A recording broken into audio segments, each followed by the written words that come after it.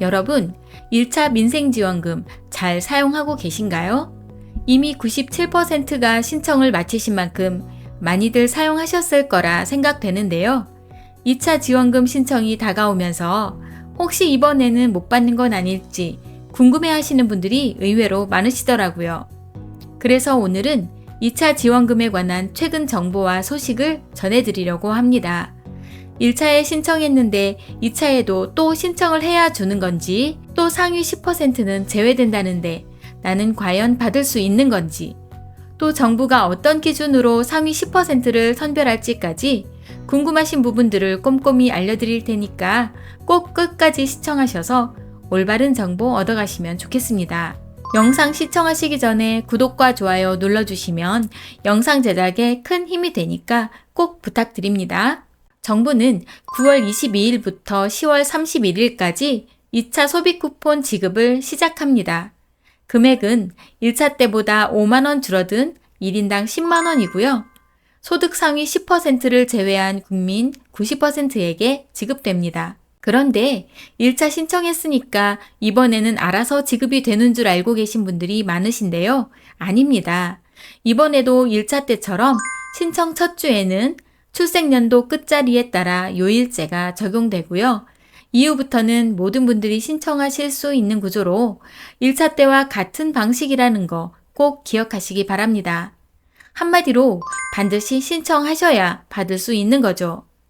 지급 방식은 지난번처럼 지역사랑 상품권, 신용체크카드, 선불카드 등 원하시는 방식으로 받으실 수 있습니다. 사용은 1차, 2차 모두 올 11월 30일까지 사용하셔야 한다는 점도 잊으시면 안 되는데요. 만약 사용하지 않으신 금액은 기한이 지나면 바로 소멸되기 때문입니다. 그리고 여러분, 여기서 한번 짚고 넘어갈 내용이 있는데요. 최근 소비 쿠폰 지급을 빙자한 스미싱 문자가 기승을 부리고 있다는 내용입니다. 예를 들어 10만원 쿠폰 지급 확인하세요. 신청 링크 클릭하세요. 같은 메시지가 대표적입니다. 하지만 정부는 절대 문자 링크로 신청을 받지 않습니다.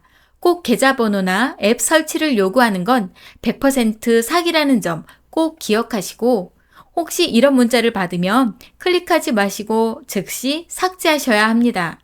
그리고 118이나 112로 신고하세요. 118은 해킹, 스팸, 개인정보 침해 상담을 받을 수 있는 한국인터넷진흥원 사이버 도움이에요. 여러분, 소비 쿠폰은 공식 홈페이지나 지자체 안내를 통해서만 확인할 수 있다는 거 꼭 기억하세요.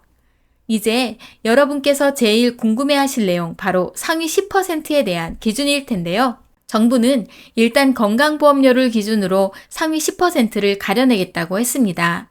그렇다면 올해 상위 10% 기준은 어느 정도일까요? 직장 가입자는 월 27만 3,380원 이상, 지역 가입자는 월 20만 9,970원 이상입니다. 이 금액을 초과하는 분들은 상위 10%로 분류돼서 지급 대상에서 제외될 수 있습니다. 그런데 여기서 문제가 생깁니다. 직장 가입자는 자산이 아무리 많아도 월급만 기준이라 상위 10%에서 빠져나갈 수 있고, 지역 가입자는 소득이 적어도 집이나 땅이 있으면 보험료가 높아져서 오히려 불리해질 수 있다는 거죠. 예를 들어 직장에 다니면서 월급은 적지만 수십억 원대 아파트를 가진 사람은 지원금을 받을 수 있고, 반대로 소득은 적은데 부모님 집을 상속받아 명의만 갖고 있는 지역 가입자는 지원금에서 제외될 수도 있는 겁니다. 이런 불균형을 막기 위해 정부는 이번에 고액 자산가를 걸러낼 수 있는 보완 기준을 함께 검토하고 있다고 하는데요. 제발 공정한 방식으로 조사가 이루어져서 억울하게 못 받으시는 분이 발생하지 않기를 기대해 보겠습니다. 여기서 또 하나 중요한 부분이 있습니다. 바로 1인 가구와 맞벌이 가구에 대한 특례 적용입니다. 먼저 1인 가구는요, 같은 금액의 건강보험료를 내더라도 체감 부담이 훨씬 큽니다. 예를 들어 월 15만 원의 건보료를 내는 경우 4인 가족이라면 가족당 부담은 3에서 4만 원 정도로 나눠지지만 1인 가구는 본인이 전액을 부담해야 하죠. 그래서 정부는 1인 가구에 대해서는 기준을 더 완화하는 방안을 검토하고 있다고 하네요. 맞벌이 가구도 마찬가지입니다. 남편과 아내가 각각 200만 원씩 벌면 합산소득이 400만 원으로 잡히면서 보험료가 높아지죠. 하지만 실제 생활비 지출은 육아, 교육, 주거비 때문에 훨씬 빠듯합니다. 그래서 정부는 맞벌이 가구 역시 단순히 소득 합산만 보지 않고 가구 특성을 반영하는 별도 기준을 마련하겠다고 말했는데요. 이 역시 형평성에 어긋나는 일 없이 제대로 처리되길 기대해 봐야겠습니다. 그렇다면 최종 지급 기준은 언제 확정될까요? 정부는 현재 복지부, 건강보험공단, 국세청과 함께 여러 시뮬레이션을 돌려보고 있고요. 9월 10일경 최종 발표할 예정이라고 합니다.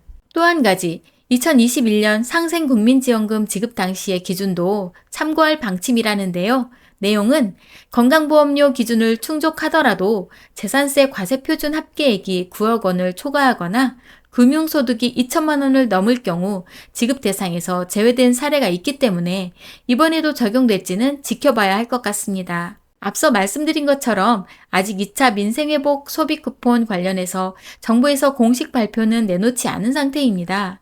그렇기 때문에 관련된 무성한 소문이나 불분명한 정보들은 믿지 마시고 현재 시점에서 알려진 정보만 기억하시면 되겠습니다. 지금까지 2차 민생회복 소비 쿠폰에 대해 알아봤는데요. 받는 건 좋지만 눈덩이처럼 커지는 국채 금액이 걱정이라는 의견도 많은 게 사실입니다. 여러분의 의견은 어떠신지 댓글로 남겨주시면 좋을 것 같네요. 저는 또 다른 꼭 필요한 정보로 찾아오겠습니다. 구독과 좋아요, 알림 설정 잊지 마시고요. 오늘도 함께 해주셔서 감사합니다. 항상 건강하시고 행복하세요.